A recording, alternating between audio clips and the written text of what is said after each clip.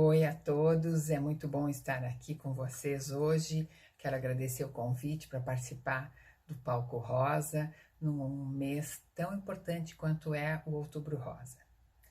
Eu sou Lisiane Anzanello, médico oncologista há 34 anos, realizando tratamento de pacientes oncológicos, sendo o câncer de mama um dos tumores mais frequentes que eu trato no meu consultório.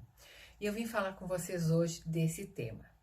Meu título da palestra tem a ver com uma abordagem diferente. Vamos conversar sobre o que é o câncer e como ele se comporta no organismo das pessoas.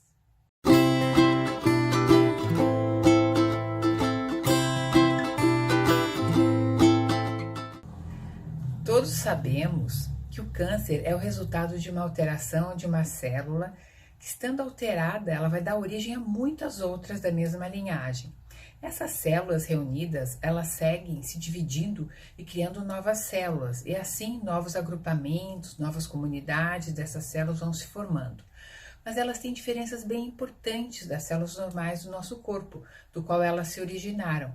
Elas não têm um controle central, na verdade, elas não têm controle nenhum.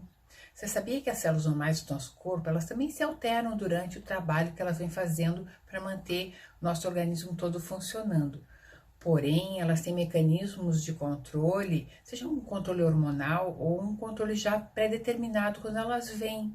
Elas vêm então com esses objetivos de fazer lágrima, de fazer suco gástrico, de nos defenderem. Cada célula tem uma função específica e já vem com uma morte pré-programada no nascimento. Como nós, seres humanos, a gente nasce, cresce e morre. As células também têm esse tempo de vida, um tempo de ciclo celular.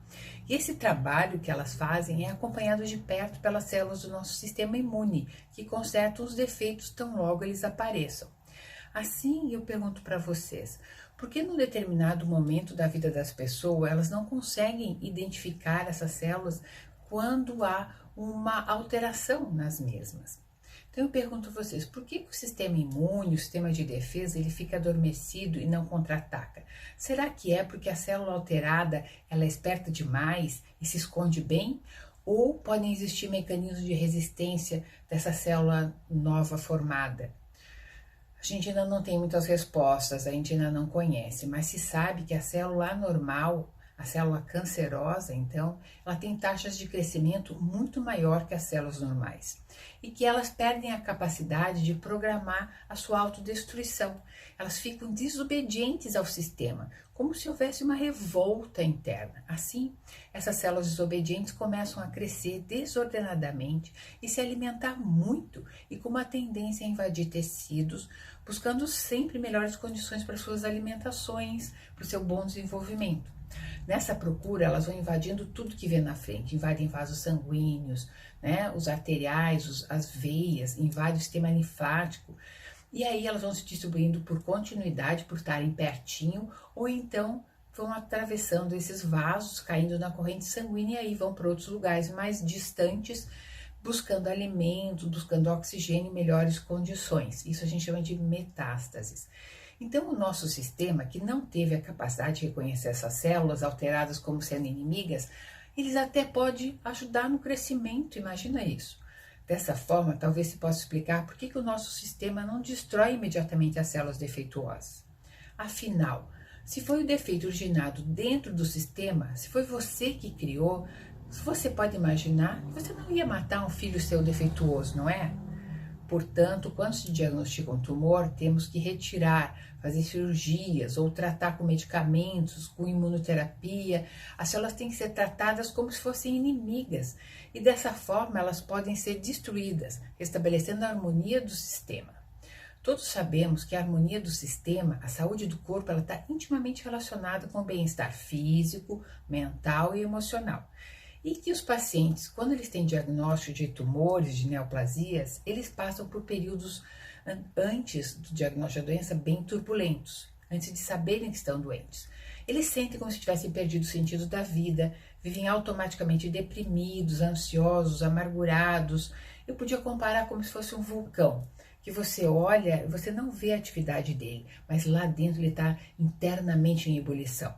Então, nesses estados de ansiedade, medo, raiva, angústia, melancolia, tristeza crônica. O sistema imunológico ele fica deprimido, fica inibido, fica dormente.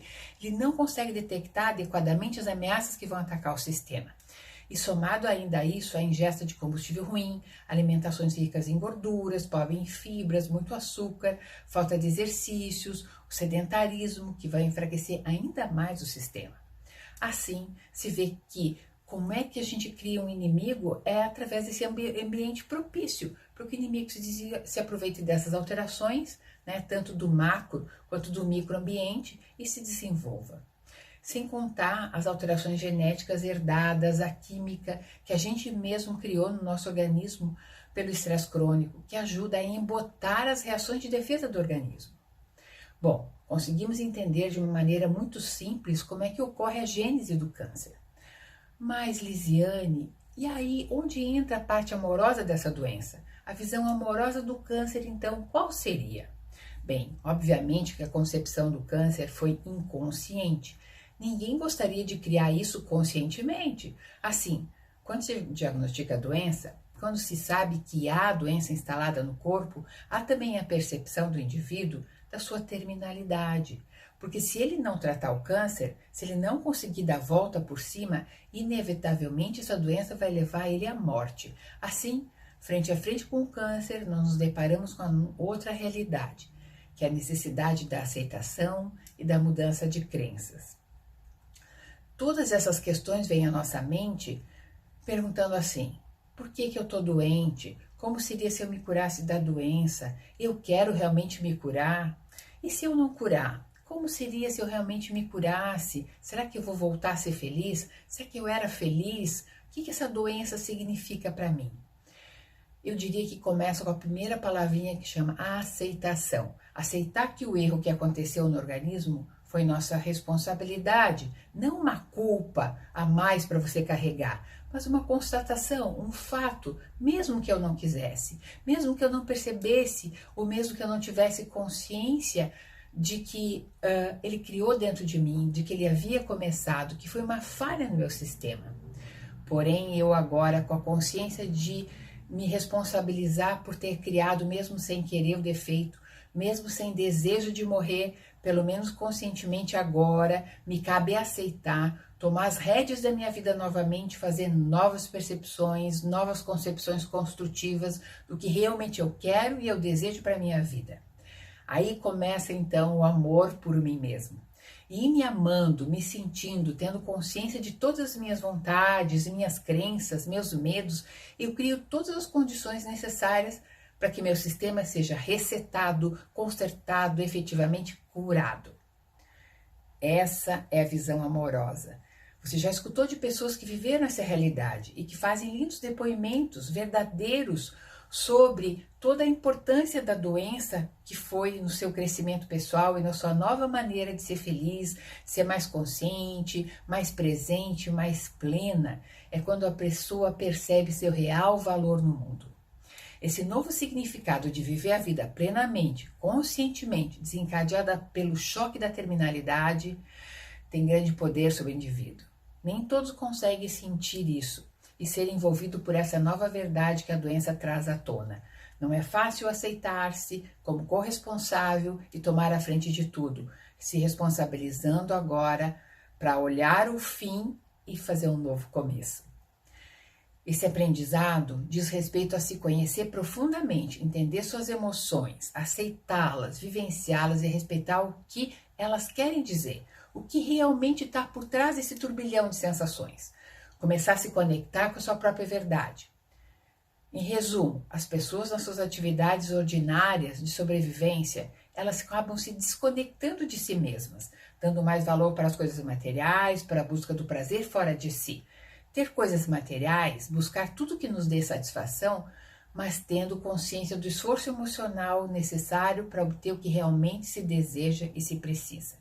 É incrível como pessoas que se dão conta da sua terminalidade digam: se eu imaginasse que isso aconteceria na minha vida, eu teria vivido mais leve, trabalharia menos, buscaria coisas mais significativas, ao invés de correr atrás de tantas coisas superficiais e supérfluas. Isso que a gente diz é que as pessoas têm muito apego à materialidade e a gente usa nossas emoções para nos distrair dos nossos pensamentos negativos e dos apegos às ilusões imaginativas da mente. Esses auto-enganos nós chamamos de crenças. Então, crenças são as percepções que temos das verdades e explicações que criamos para explicar o que sentimos. Por exemplo, câncer não tem cura, só é feliz quem tem isso ou aquilo. Para ser merecedora de amor eu preciso ser assim. Só quem tem isso ou aquilo é respeitado. Se não tenho isso ou aquilo, sou infeliz. Todas essas crenças dirigindo a vida da gente parece sem sentido, pois tudo vem de fora. A felicidade vem de coisas externas. Em relação à cura do câncer, há a crença de muita gente baseada na experiência de conhecer pessoas que não se curaram da doença. Entretanto, se você já conheceu ou conhece alguém que se curou do câncer, ele pode ter cura. O fato é que nem todos se curam. Os motivos são diversos, porém, se uma pessoa se curou, uma só, se ele pôde se curar, a crença cai por terra, quando então é quebrado o juízo de valor. Uma maneira de entender melhor essas afirmações sobre as crenças é quando digo, por exemplo, para você, que se você cortar com uma faca o seu dedo e eu te disser que não vai fechar o corte, você vai rir, porque você tem certeza que vai cicatrizar o corte sozinho, não é mesmo? Você sabe que vai fechar. Você tem absoluta certeza de que isso vai ocorrer. Essa sensação, essa certeza é uma verdade para você. Você não tem dúvidas. Então eu pergunto, por que as pessoas que têm câncer não têm esse mesmo sentimento em relação à cura da doença? A certeza de que vão se curar. Por que não acreditam nisso? Por isso, a tarefa mais bonita e verdadeira que o câncer faz é te dizer que você tem que crer primeiro para que o resultado ocorra natural e espontaneamente. Quando nos damos conta da verdadeira razão de estarmos doentes e da crença falsa da incurabilidade do câncer, aí temos a capacidade de entender a verdadeira cura que vem de dentro, pois muita gente fica a vida toda protegendo suas casas vazias de possíveis assaltantes. Quem vai querer roubar uma casa vazia? Ou seja, essa analogia é de que estamos vazios por dentro, com falsas ilusões, e a amorosidade do câncer é te dar a verdadeira opção de realmente começar a viver sua verdade a partir dele, porque talvez se ele não aparecesse, você vivesse sua vida vazia para sempre. Quando o nosso corpo sofre, então, dessas crenças e emoções destrutivas, ele vai responder adaptativamente como ele pode. E muitas vezes a bagunça é tanta que ele não se dá conta, ele não consegue arrumar tudo. E aí a crise no sistema ocorre. Então, quando descobrimos que o estrago foi feito, tentamos consertar o defeito, se a gente descobrir as causas da pane, ou o aprendizado que vai nos trazer junto. O que quero demonstrar é que se alimentamos erroneamente nosso corpo com combustíveis ruins, pensamentos ruins, energias ruins, ele vai responder do jeito que ele puder. Visto que você está inconscientemente fazendo isso, porque eu novamente te pergunto, se você faria isso conscientemente, você me responderia que não. Dessa forma, como é que eu posso ficar brava comigo mesma e com meu corpo se foi feito alguma coisa errada de uma maneira que eu não tive consciência? O ideal não seria perdoar minha inconsciência e aceitar o que houve e só assim, então, iniciar uma nova jornada de consciência, poder, a partir do agora, assumir responsabilidade sobre meus desejos, minhas vontades e descobrir meu eu verdadeiro? Quando você faz isso, a felicidade é tanta que você muitas vezes já cura o sistema com esse amor por você, liberando todas as suas capacidades para curar-se de dentro para fora, totalmente e amorosamente. Quando há uma relação de aceitação, você aprende a linguagem do sentimento e da emoção, quase como respondendo a falar, andar, como reaprendendo a falar e andar. Então, essa aprendizagem que você estará tendo é uma autodescoberta que não se ensina. Somente a pessoa que tem câncer é capaz de reconhecer-se. O médico, a equipe médica, eles vão ser capazes de criar as condições para que a cura aconteça. Eles podem tornar possível esse aprendizado, mas é somente você. Somente o paciente que vai entender o medo que sente. Ele que vai ter a possibilidade de se curar, porque vai ter que deixar o modus operandi anterior. Só assim ele vai poder adentrar em sua essência verdadeira e começar um novo processo curativo.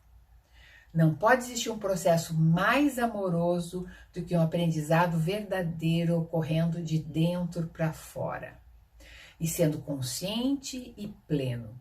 A amorosidade por si mesmo faz com que os pacientes se desenvolvam e você vê bem perceptível essa mudança no paciente.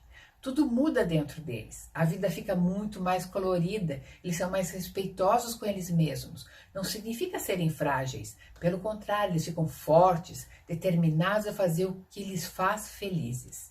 Essas descobertas podem começar com simples frases como: eu sou diferente dos outros, ou eu poderia ser aquilo que quero ser, eu sentia pena de mim mesmo, ou agora estou centrado em mim. Realmente eu detestava o que eu estava me tornando.